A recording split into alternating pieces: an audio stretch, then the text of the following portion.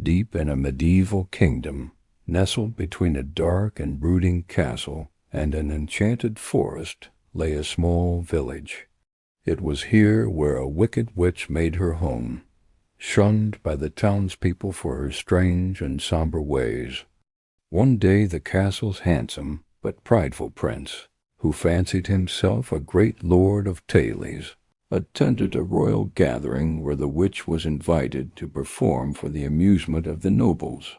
She began her tale, but he jeered at her simple story, causing her to abruptly end her tale and storm off in a huff.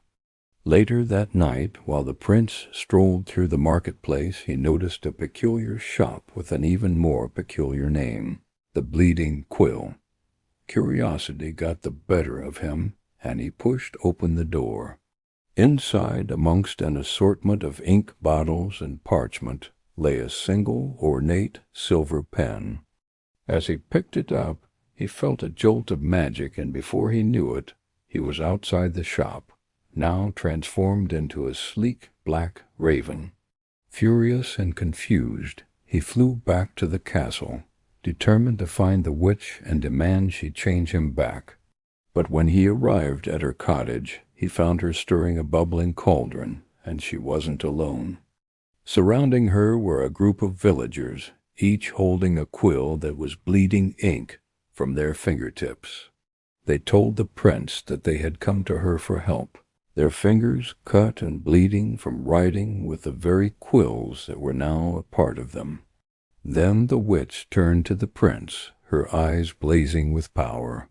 "You have mocked my humble tale, so now I shall make you part of one."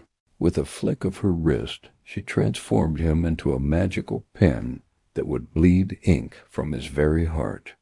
Despair filled him as he realized that to regain his human form, he must be loved, not for his looks or status, but simply for who he was. And so the pen fell to the ground, forgotten and alone, until one day it was discovered by a kind and gentle maiden who lived in the village.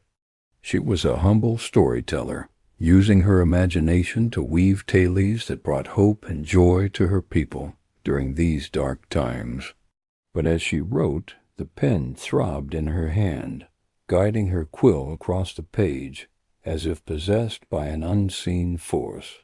She had no idea that with every stroke she was unknowingly revealing the hidden truths, unspoken desires and secret pasts of those around her. The witch had warned that the pen would drain the maiden's life if she used it too long, but the more she wrote, the more alive she felt.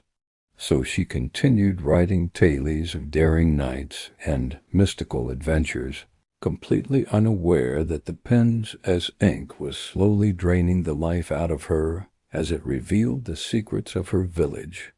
Meanwhile, the prince watched helplessly, unable to speak or move, but desperate to stop the bleeding and alert the maiden to his plight. He struggled with his curse, torn between remaining silent or writing her a warning that might expose his curse and scare her away. But then an idea struck him. He focused all his energy and wrote a single sentence, not about himself but about her.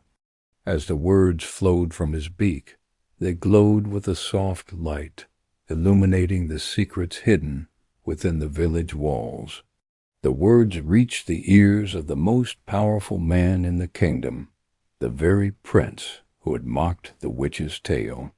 Overwhelmed with remorse, he sought out the maiden, only to find that she had fallen gravely ill from using the cursed pen. Moved by her selfless spirit, he promised to find a cure for her, racing back to the witch for help. Together they returned to the village where the prince confessed his crime and begged the witch to lift the curse. Touched by his sincerity and seeing the good that had come from the story he had written, she agreed. As the curse lifted, the prince was returned to his human form, and he and the maiden were married in a grand ceremony. And so the tale of the prince who became a pen reminds us that true love and kindness can conquer even the darkest of curses. For it was the maiden's selfless love for her people that broke the spell, and the prince's love for her that set them both free.